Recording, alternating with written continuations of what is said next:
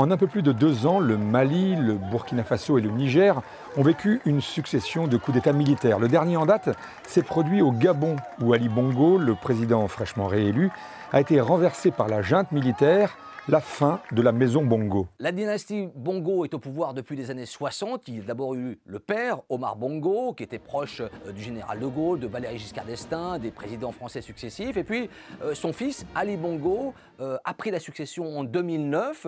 Et c'est lui qui a été renversé par un de ses cousins germains, le général Nguema. Donc on peut dire que ce coup d'État est une forme de révolution de palais. Il est porté à la connaissance de la communauté nationale et internationale que M. Ali Bongo Ondimba est gardé en résidence surveillée.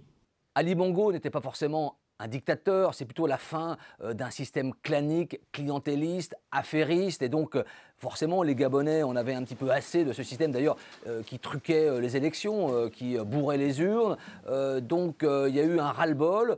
Mais les Gabonais sont aussi inquiets pour la suite parce que, encore une fois, c'est un homme du sérail qui a succédé, en tout cas pour le moment, à Ali Bongo.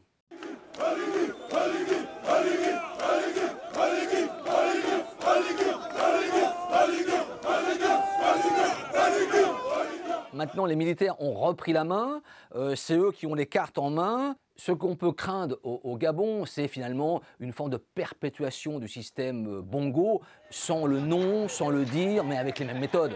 Cette fois avec des militaires qui vont encore une fois refonder l'ordre constitutionnel au Gabon, avec une nouvelle constitution, de nouvelles élections, mais on ne sait pas quand. Et donc, s'il n'y a pas de pression internationale pour finalement aiguillonner les militaires, pour avoir une vraie transition démocratique, l'opposition et les Gabonais vont être un peu frustrés de la fin du régime que tout le monde applaudit, mais qui finalement ne se transforme pas en un processus démocratique. La dynastie Bongo renversée par un putsch, des scènes de liesse au Gabon, mais cette fois, le sentiment anti-français n'est pas apparent. Une particularité, mais pas la seule, dans cette épidémie de coups d'État en Afrique de l'Ouest et en Afrique centrale.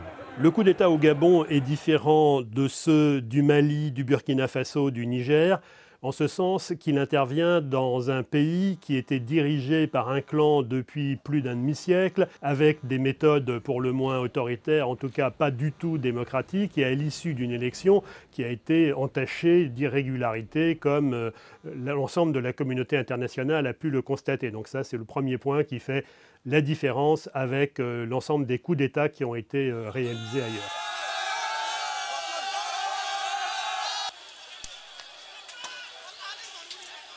Formellement, il y a en tout cas une succession de coups d'État depuis plusieurs mois, voire plusieurs années. Ce sont probablement des situations un peu fortuites, mais en même temps, on peut imaginer aussi que les auteurs des putschs s'inspirent les uns des autres. En tout cas, c'est une situation qui déstabilise évidemment beaucoup la région.